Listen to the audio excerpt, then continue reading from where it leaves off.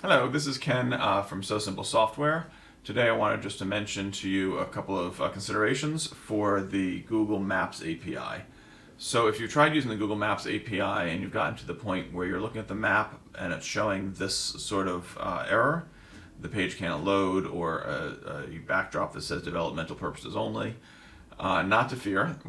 What is missing is the Google API key. I wanted to just show you how to get that. So where you're going to be putting the Google API key is underneath this gear. It says Google API key for Maps, and you're going to be filling in this field with that information. Here's how you go get it. You go to the website console.cloud.google.com, and you'll end up with a website like this. And the first thing you're going to want to do is make sure you have a paid account. That doesn't mean you'll be billed for all of your map services. You actually have a free tier available to you, and I encourage you to read their documentation about what's considered free. Much of what you need for, probably all of what you need for soSIMPLE end up being free, but I encourage you to read that. So you want to go to billing and make sure there's a billing account set up. There is none here, so I'm just going to link this, and I now have a billing account set up. Then the next thing you want to do is go back to this menu in the upper left and go to APIs and Services, and you want to add two libraries. One is going to be the library for the Maps JavaScript, and then go back again as soon as that completes. Go back again to the libraries, the API and Services, click Library, and also choose the Geolocation API. So now we have two APIs that we're using.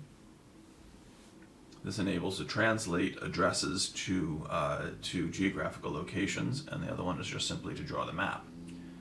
So now we're going to get an API. So we're going to go to Credentials. We're going to click on Create Credentials and click API Key. This is the API key we're going to need. And all I need to do is copy that. And really at this point, all I need to do is paste it here and it will mostly be working. In fact, with the billing, it should be working entirely. And there it is. The only thing that we want to change, though, is we want to restrict the key to certain purposes, just for security reasons. So what we do is we can go down into here and we can say restrict that key to geolocation and maps. And so if you have other APIs, if you have other services that you're using, you can restrict this particular key to just those services. If you're only using this on the web, you can use HTTP refers or IP addresses.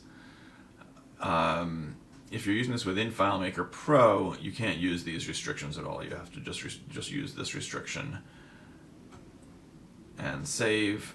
And actually, I'm even going to put this in, give it a name so we know what that is later on.